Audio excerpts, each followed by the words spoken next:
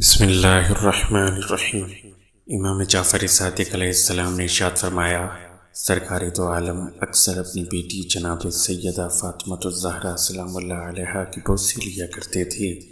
ایک مرتبہ ایک زوجہ نے کہا، یا رسول اللہ، کیا بات ہے، آپ اکثر فاطمہ کی بوسی لیا کرتے ہیں؟